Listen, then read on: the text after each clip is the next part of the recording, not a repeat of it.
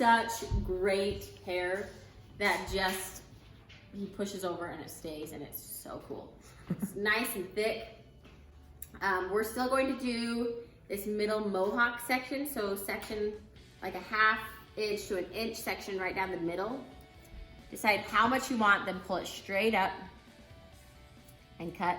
You really only want to cut the width from like your first knuckle to your fingertip. That's how much you can hold with tension. If anything that's like back in this knuckle area, it's going to fall through. So just try to not take super wide sections when you're cutting. We're going to cut on a diagonal. Comb this middle mohawk section to one side, and then use this diagonal and make the cut. Then do another little section, go all the way back, and just keep doing that until you've cut all of the hair.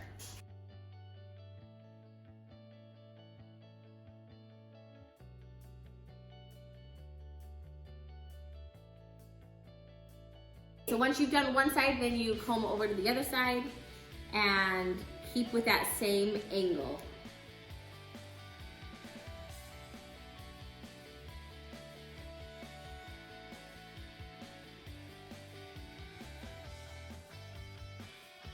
We've already cut the top with the scissors. We've already blended the sides, but how do you get this so it looks really good? You can either take little sections vertically like this. You don't want to cut it straight up because that'll take a lot of like the swooping over action. But you want to take, see how there's the side right there? You can just take a tiny bit of a diagonal cut and then go back and just cut a tiny bit off right there. So that can be your first option to do, and that'll help get rid of that ridge. Like I said, you don't want to cut any of this hair.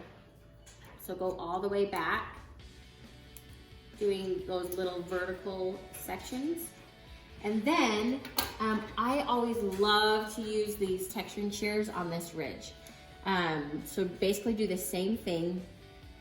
Take your texturing shears, put them in, make a few little snips, and this will just take out like half the hair. So you can see how much thinner that is right on that end.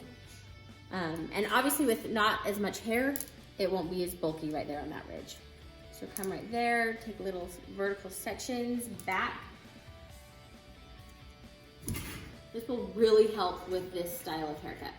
And then if it gets too short, I always like to put my comb in and kind of just run it up like that, making sure there's not any bulky areas in this haircut.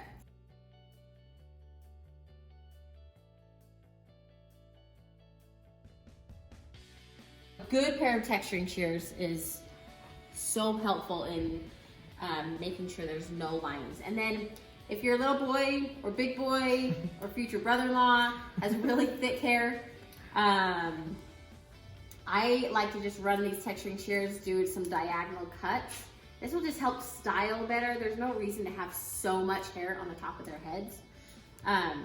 So just get some of that hair out with these texturing shears. It'll make it so much easier for everyone involved.